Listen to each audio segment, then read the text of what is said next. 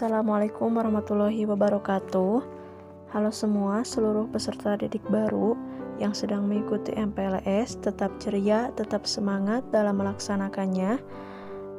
Perkenalkan, saya Leni Sri Maharani Rahmah. Saya akan menjelaskan tentang materi kepramukaan. Pengertian.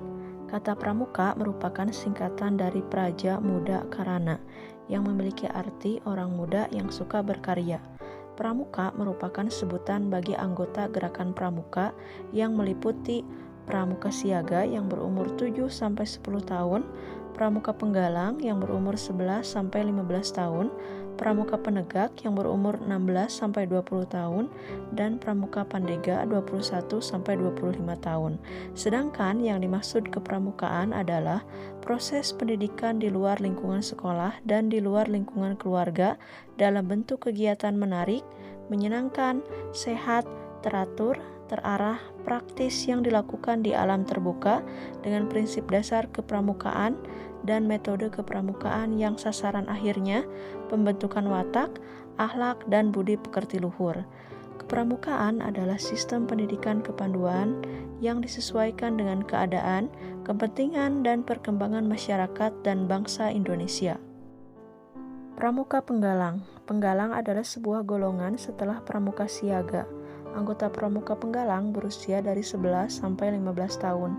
Artinya, anggota pramuka penggalang umumnya merupakan siswa kelas 4 SD sampai kelas 9 SMP.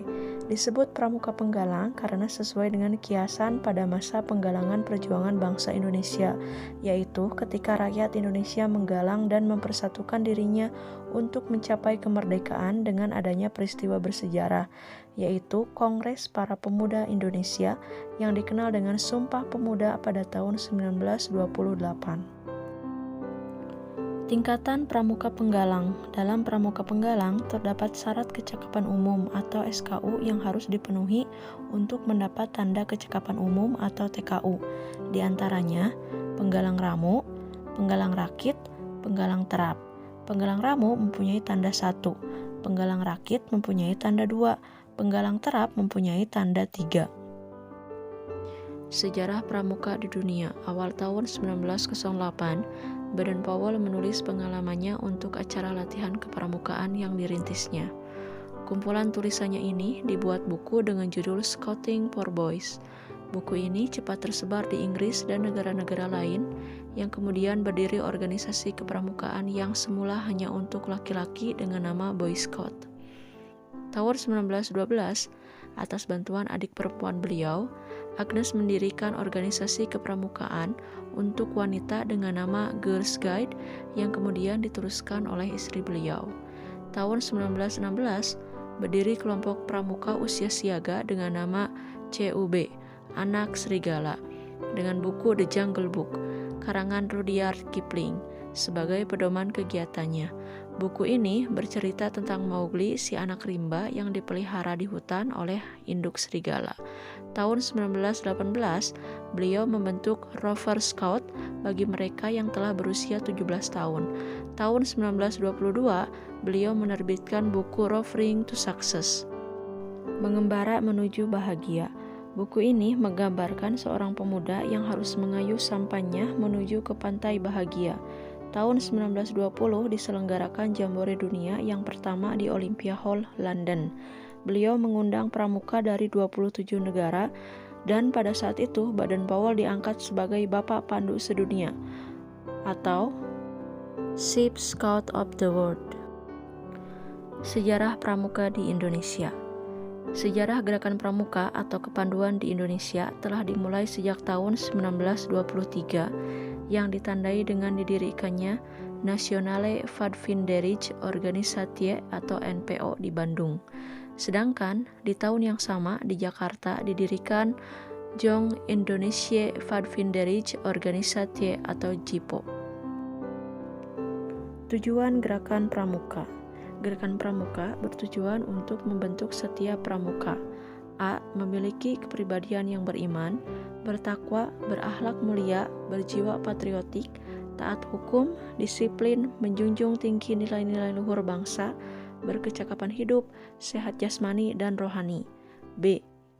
menjadi warga negara yang berjiwa Pancasila, setia dan patuh kepada Negara Kesatuan Republik Indonesia, serta menjadi anggota masyarakat yang baik dan berguna, yang dapat membangun dirinya sendiri secara mandiri, serta bersama-sama bertanggung jawab atas pembangunan bangsa dan negara, memiliki kepedulian terhadap sesama hidup dan alam lingkungan. Prinsip dasar Gerakan Pramuka. Gerakan Pramuka berlandaskan prinsip-prinsip dasar sebagai berikut. A. Iman dan takwa kepada Tuhan Yang Maha Esa. B. Peduli terhadap bangsa dan tanah air sesama hidup dan alam seisinya. C. Peduli terhadap dirinya pribadi. D. Taat kepada kode kehormatan pramuka. Metode kepramukaan. Metode kepramukaan merupakan cara belajar interaktif progresif melalui A. Pengamalan kode kehormatan pramuka. B. Belajar sambil melakukan. C. Kegiatan berkelompok, bekerja sama, dan berkompetisi. D. Kegiatan yang menarik dan menantang. E. Kegiatan di alam terbuka. F. Kehadiran orang dewasa yang memberikan bimbingan, dorongan, dan dukungan. G. Penghargaan berupa tanda kecakapan.